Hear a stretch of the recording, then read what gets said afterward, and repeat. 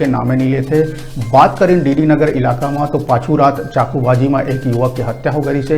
युवक गुलशन यादव अपन दोस्त संग इलाका में घूमे निकले रही से, तबे कुछ अज्ञात हमलावर मन चाकू मार के ओकर हत्या कर दी। ये पूरा वारदात सीसीटीवी में कैद हो गए।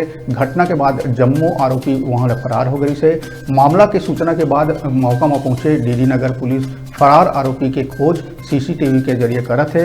हत्या के कारण अभी भी सामने नहीं आए हैं। बता दें कि पूरा जो मामला है डीडी नगर इलाका के है, जहाँ देर रात बीते रात अज्ञात युवक मन गाड़ी से रोक के ताबड़तोड़ चाकू से हमला कर दें, जेमा इलाज के दौरान घायल युवक अपन दम तोड़ दी। पूरा घटना सीसीटीवी में कैद हो गई है, जिसे आप मन देख सकते हो विजुअल में।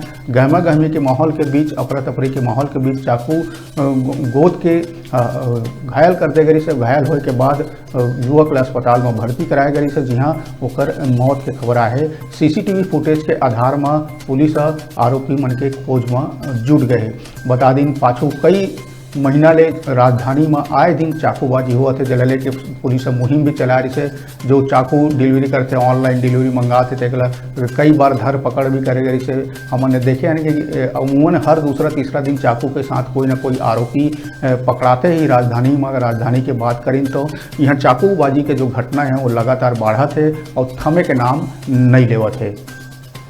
जैसे आप मन सीसीटीवी फुटेज में देखा था कि दिन मतलब भीड़ भाड़ वाला इलाका में ही बीच चौराहा में रोक के युवक ऊपर चाकू से ताबड़तोड़ हमला कर दी और घायल गुलशन जो युवक है वो अस्पताल में फौरन भर्ती कराया गई, जहाँ इलाज के दौरान ओकर मौत हो गए।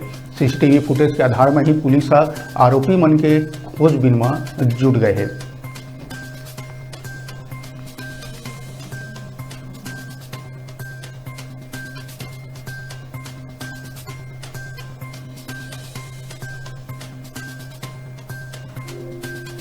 तो अब चल वो सीधा मनेनगढ़